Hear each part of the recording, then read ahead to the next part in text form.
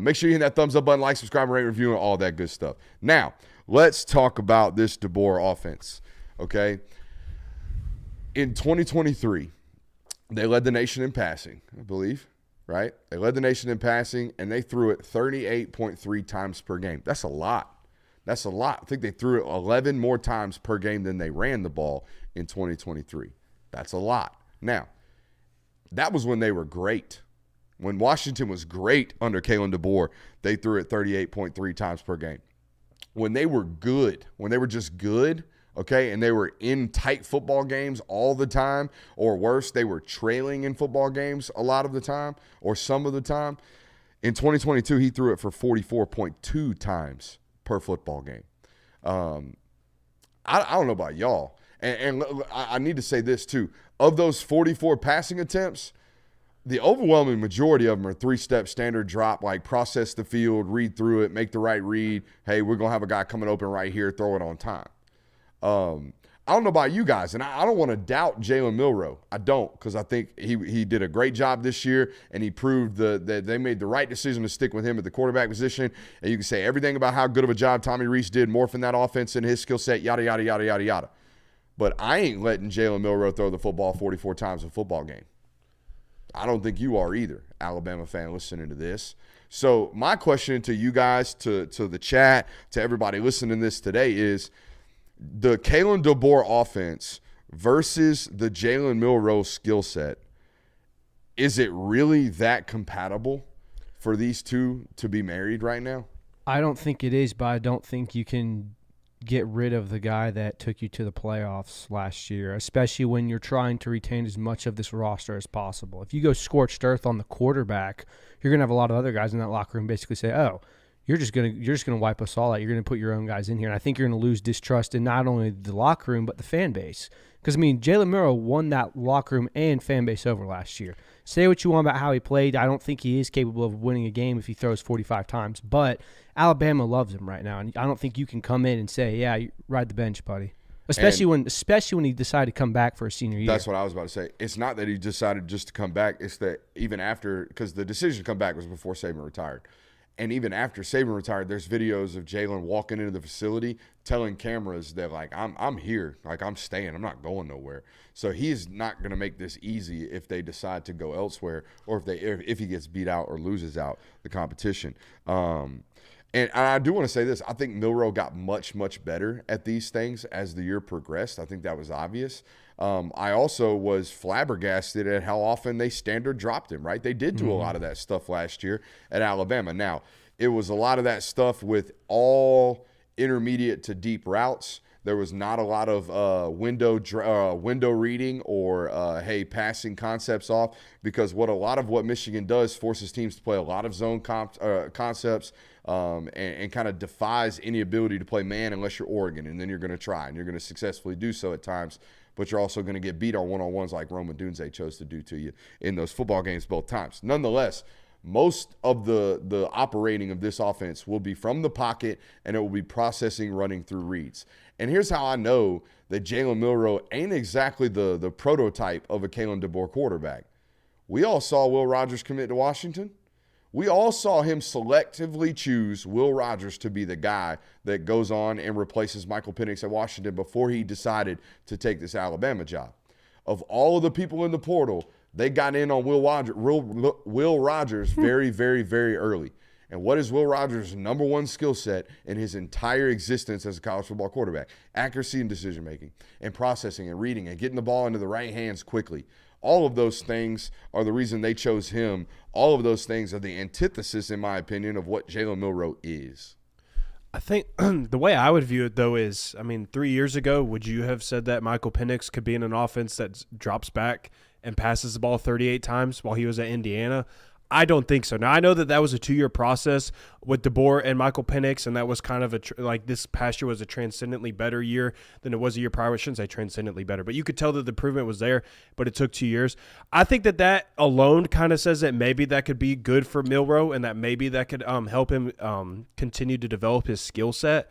But I also know that Michael Penix and Jalen Milroe aren't exactly the same type of player. Nah, bro. You out here misremembering the Michael Penix Indiana years. I'm looking at these game logs. I see won 2 games of 50 attempts or more in the season that he didn't get hurt in. A couple of games throwing for 491. He threw for 491 in a loss against Ohio State in 2020. Okay, they were chunking it. But the numbers weren't that great. No, they weren't Washington great because the talent wasn't Washington great, right? But that's what I'm saying, though. Like, if you had looked at Michael Penix in his Indiana years, you wouldn't have sat there and said, like, that's a dude I trust to come over here and throw the ball 38 times a game. I think you could say the same thing about Milroe.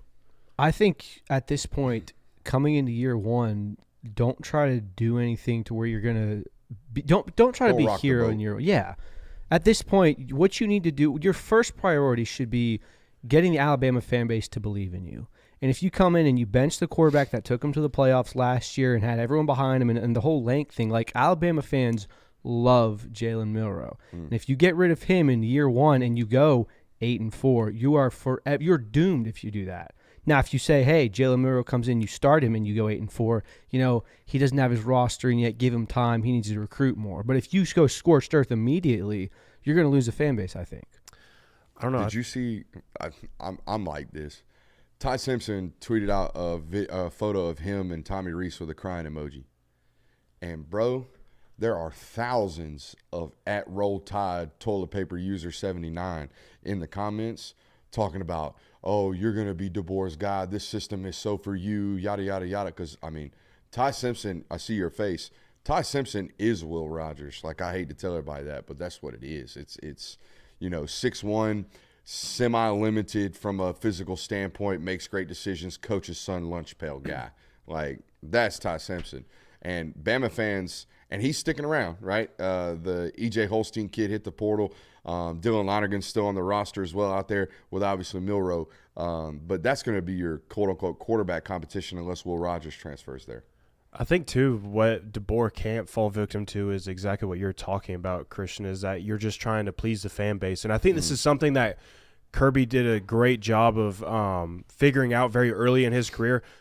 Jacob Eason won over the fan base in year one. I know what the record was, but that guy had memorable moments in his first year. He was a 5-star quarterback, something that Georgia fans have been begging and pleading for, and everything about him said that he had major upside, like this dude could be a potentially number 1 overall pick if things pan out.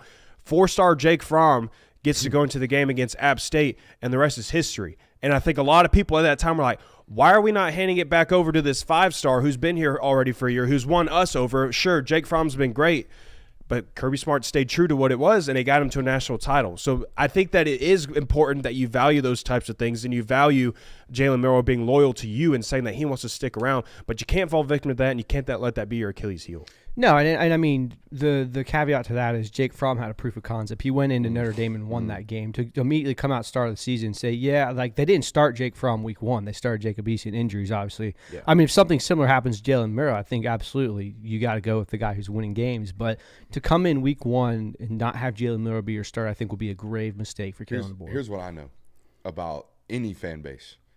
If he sucks, they're going to want him out anyways. Right. You know what I mean? If Jalen Milroe goes out there and throws a bunch of interceptions, completes 58% of his balls, and they are stagnant on offense, they're going to want somebody else anyways, and you ain't going to have to worry about losing the fan base because of a decision that you made. They're going to lose him for you. So it doesn't really matter from that standpoint. What I thought was really, really weird. Now, I don't know the timing on this letter, but did y'all read the news about Taulia Tagovailoa today? Yeah, how he didn't get his it got declined, right? His 7th, I think. It's an additional year. It's a super senior year for Taulia. But did you read who wrote a letter to the NCAA requesting, like basically not demanding, but requesting that they allow this to happen? Was it Tua? It was Nick Saban. Huh. Now, they obviously had a pre-existing relationship, right? He cares about the Tagovailoa family. Yeah. I believe Taulia at one point was either committed or enrolled at Alabama. He was at Alabama. He was at Alabama. So there is a pre-existing relationship. But I found it really, really, really, really weird that Saban was out here leveraging for a guy to get an additional year of eligibility who also would be a really, really good fit for DeBoer's offense. I'm just saying, right? So, again, this is tinfoil hat. I'm just out here throwing shit around and hoping it sticks at this point. But I don't know the date on the letter that he wrote. If the date of the letter that he wrote was 4 days ago, hella sus. Just fishy as can be. Okay, fishy as can be. If this was written 3 months ago, it doesn't matter, right? Because Talia's been fighting this for a while. Maybe this last-minute ditched effort was just that. But if Saban wrote that letter 3 days ago, we know exactly what DeBoer thinks of Milroe is what I'm trying to tell you. Yeah. And again, I think, I mean, that is very suspicious just to have Saban lobbying for something that I feel like overall he's against. Like, I think super seniors and things like that, college coaches, I don't know if they're necessarily outspokenly against it, but I feel like at some point people are like, why are we still doing this? Yeah, I'm with you on that one.